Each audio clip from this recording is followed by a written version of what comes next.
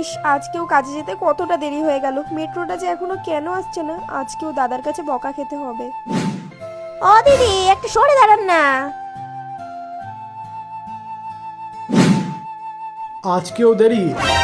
আসলে দাদা ট্রেনটা না লেট ছিল, এই জন্য দেরি হয়ে গেছে। প্রতিদিন এমন লেট হলে আমাকে অন্য লোক দেখতে হবে কিন্তু। সরি দাদা, কালকে থেকে আর হবে না। ঠিক আছে, কালকে দিয়ে লেট করো না। একবার এদিকে আসো, কাস্টমার এসছে।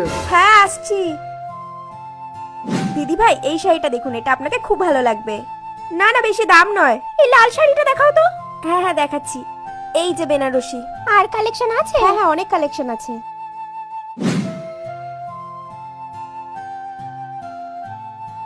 শোনো, আজকে কাস্টমারে অনেক চাপ দোকানে, আজকে টিফিনটা পরে করো, দোকানে আসো এখন।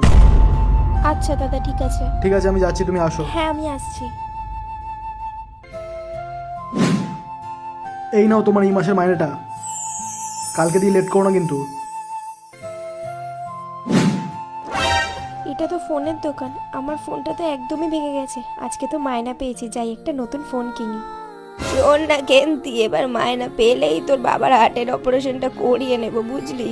দিদি ভাই, এবার স্যালারি পেয়ে তুই আমাকে নতুন ব্যাগ কিনে দিবি তো? কেন্তি মা, আজকে একটু মনে করে তোর মায়ের হাঁটুর ব্যথার ওষুধটা নিয়ে আসিস না রে। আমার অবস্থা তো তুই জানিস, আর তোর মা তো নিজে মুখে কিছুই বলবে না। দু চোখ ভরা স্বপ্ন থাকা সত্ত্বেও দায়িত্বের ভার যাদের দু কাঁধে রয়েছে, তাদের মধ্যেই আমি একজন। আমি হলাম মধ্যবিত্ত।